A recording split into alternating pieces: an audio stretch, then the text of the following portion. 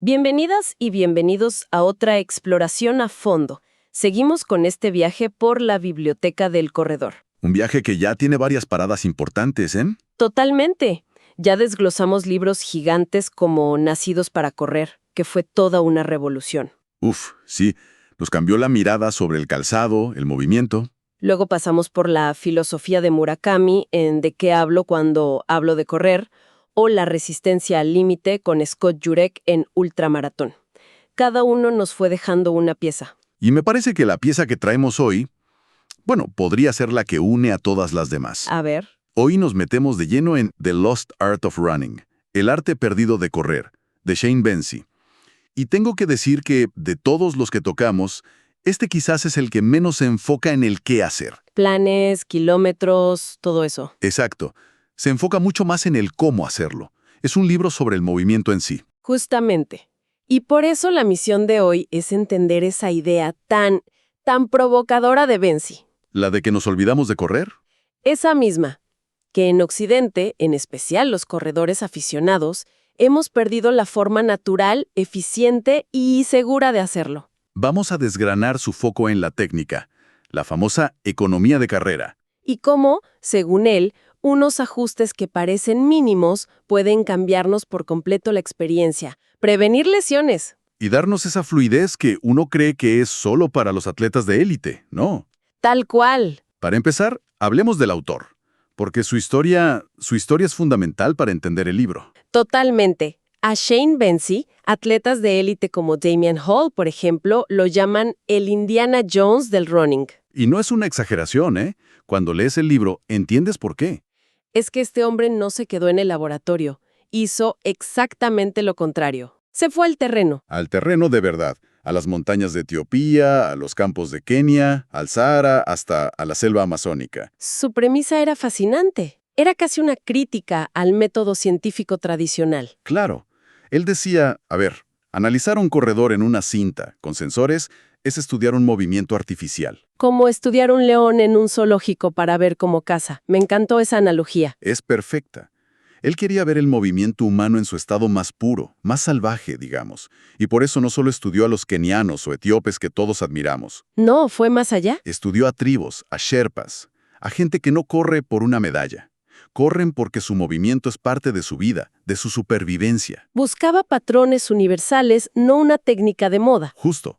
Y acá es donde la historia da un giro que parece de película. A ver. Su gran epifanía, su momento eureka, no fue viendo a un corredor.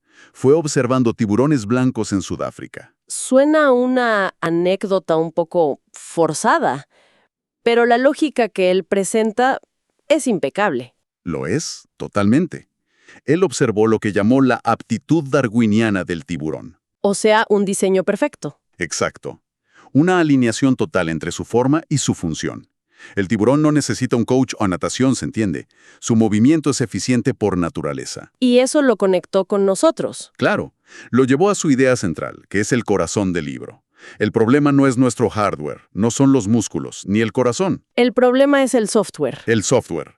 Nuestro cerebro y la percepción que tenemos del movimiento que la vida moderna ha corrompido. Entendido. O sea, no se trata de entrenar más duro para ser más fuerte. No, se trata de reaprender a movernos para que el sistema funcione como está diseñado. Y ahí entramos de lleno en el concepto que lo cambia todo para Benzie. La fascia. La protagonista absoluta del libro. Siempre oímos hablar de músculos, huesos, tendones, pero la fascia parece la estrella oculta. Totalmente. Benzie nos pide que abandonemos la idea de que somos un esqueleto mecánico, ¿viste?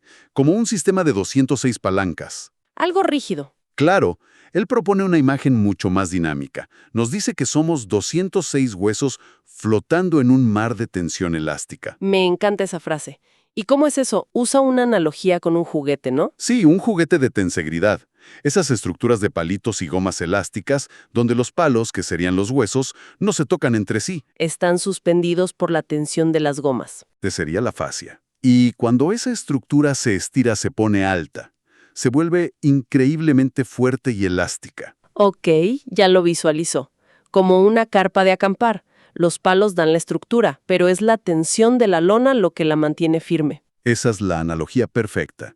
Si la lona está floja, se cae todo. Y acá es donde conectamos con la famosa economía de Carrera. La energía gratis. Exacto. Movernos solo con los músculos, la locomoción muscular, cuesta caro. Consume oxígeno, glucógeno, genera ácido láctico, es fuerza bruta. Y la otra opción es... La locomoción facial, usar esa red elástica.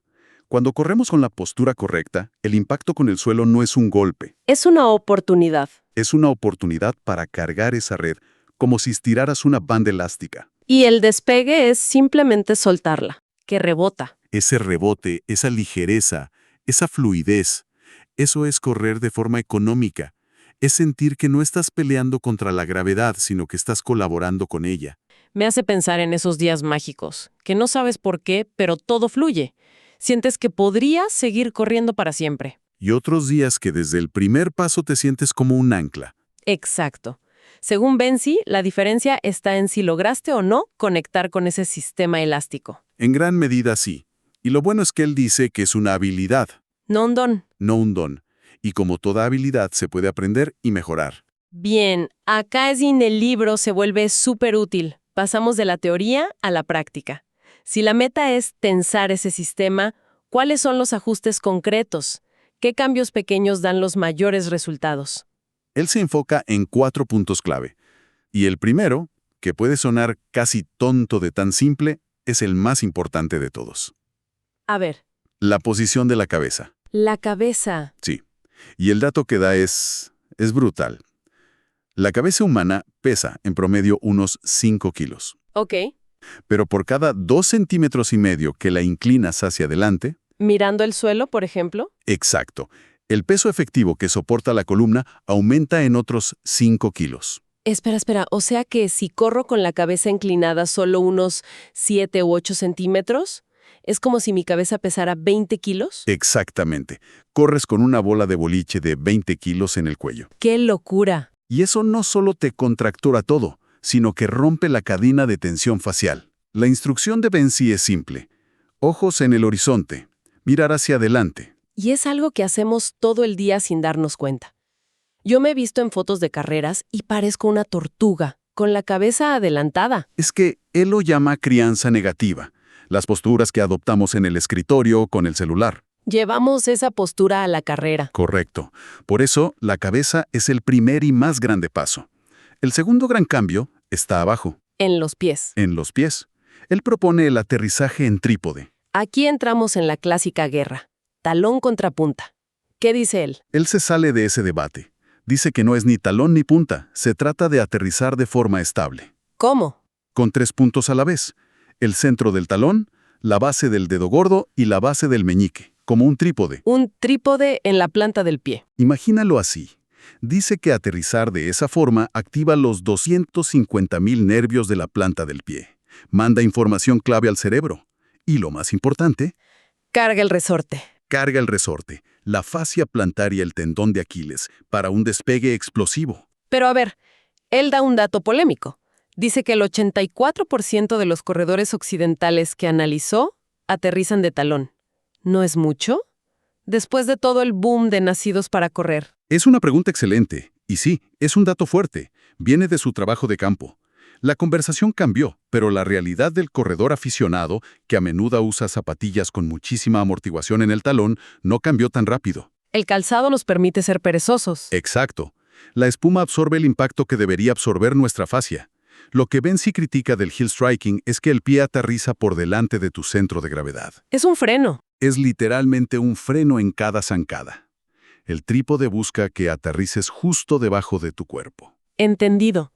No es tanto qué parte del pie toca primero, sino dónde aterriza. Ahí está la clave. Tercer punto. Los brazos. Siempre pensé que estaban ahí para el equilibrio y poco más. Bueno, prepárate. Benzi dice algo que te vuela la cabeza. A ver, Corremos con los brazos. ¿cómo? Dice que el movimiento de los brazos es dominante sobre el de las piernas. Un braceo pasivo, corto, que cruza el cuerpo, confunde a las piernas. Entonces, ¿cuál es el movimiento correcto? Dinámico, y con el impulso principal hacia atrás. Piensa en llevar los codos hacia atrás, no las manos hacia adelante. Codos hacia atrás. Sí. Y eso tiene 2 efectos mágicos. Primero, te abre el pecho. Mejoras la respiración. Y segundo, y más importante, impulsa la rotación de la cadera, que es el verdadero motor. Un buen braceo sincroniza y potencia todo. Cabeza, pies, brazos y el cuarto. La cadencia. El famoso 180. El número mágico. Pero él le da un matiz crucial. No es obsesionarse con el número. Lo sitúa en un rango, entre 175 y 185. ¿Por qué ese rango? Porque es la frecuencia elástica natural del cuerpo. A esa velocidad, el sistema de la fascia, de almacenar y liberar energía, funciona de manera óptima. Es el ritmo al que nuestro cuerpo rebota mejor. O sea que una cadencia más baja, de 160 por ejemplo, Significa que pasas demasiado tiempo en contacto con el suelo en cada paso, y esa energía elástica se pierde. se disipa. Exacto. El objetivo no es mover los pies más rápido por el número en el reloj.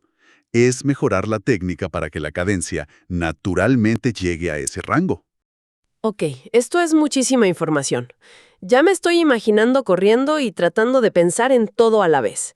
Cabeza arriba, trípode, codos, cadencia. Suena a receta para el desastre. Jaja, sí, para tropezarse a los 5 metros. ¿Cómo se integra todo esto sin que te dé una parálisis por análisis?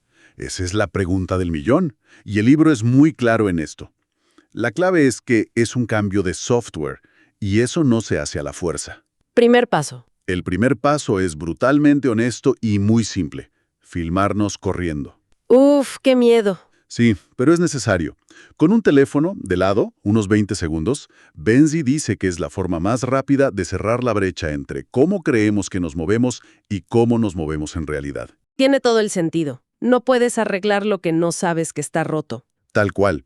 Y una vez que tienes ese diagnóstico, la integración tiene que ser gradual. Poco a poco. De a uno. Benzi sugiere enfocarse en un solo elemento por semana. Por ejemplo, esta semana, mi único pensamiento consciente al correr será mantener los ojos en el horizonte. Solo eso. Nada más. La semana siguiente te enfocas en el braceo. El cuerpo aprende por repetición y por sensación, no con una lista de chequeo. Me gusta ese enfoque. Es más amable. No se trata de ser un robot perfecto. No, se trata de cambiar la percepción, de empezar a pensar en moverse de forma fluida, ligera, elegante. Y hay otra idea muy potente que conecta todo con nuestra vida fuera del running. Cómo vivimos es cómo corremos. Esa. Es tremenda. Es que nuestra postura dinámica al correr es solo una extensión de nuestra postura estática de todos los días. Si pasas 8 horas encorvada en un escritorio, Con los hombros caídos y la cabeza adelantada, es imposible que salgas a correr y de repente tengas una postura perfecta. Llevas esa misma forma colapsada al asfalto. entonces, parte del entrenamiento para correr mejor es, por ejemplo, estar bien parado en la fila del súper. Absolutamente. Ser consciente de tu postura durante todo el día, erguirte, mantener la cabeza en su sitio, todo eso es entrenamiento para tu fascia. Prepara al cuerpo para moverse bien. En resumen, la filosofía del libro es una invitación a dejar de pensar en correr como un acto de esforzarse más. Exacto. Y empezar a verlo como una habilidad, la de moverse mejor. Se trata de reconectar con esa elasticidad, esa eficiencia que el cuerpo ya tiene por diseño evolutivo. Pero que la vida moderna, el calzado, bueno, han logrado suprimir, es un enfoque mucho más sostenible, ¿no? Sobre todo para corredores de trail o de ultra. Claro, ahí la eficiencia no es un lujo. Es una necesidad para poder durar horas y horas en la montaña sin romperte. Para ir cerrando, me gustaría dejar una idea final para reflexionar, algo que el propio Benzi destaca y a mí me dejó pensando mucho. A ver, Él menciona que la fascia, toda esta red de la que hablamos, se regenera por completo cada 7 meses. o sea que no somos los mismos. A nivel celular, el cuerpo con el que corremos hoy no es el mismo cuerpo que tendremos en 7 meses. Entonces, la pregunta que nos deja no es si nuestro cuerpo puede cambiar, porque va a cambiar sí o sí. La pregunta es, ¿En qué forma estamos eligiendo que se reconstruya con cada paso que damos? ¿Corriendo o caminando? Es un pensamiento muy poderoso. Cada paso es una instrucción que le das a tu cuerpo sobre cómo reconstruirse. esperamos que este análisis les haya dado una nueva perspectiva, tanto si ya leyeron el libro como si ahora sienten una curiosidad enorme por hacerlo. Y para quienes quieran seguir explorando este cruce fascinante entre correr, el movimiento y los libros, Les invitamos a escuchar, suscribirse y activar las notificaciones del podcast Corre, Lee, Vive, donde encontrarán más exploraciones como esta. Hasta la próxima.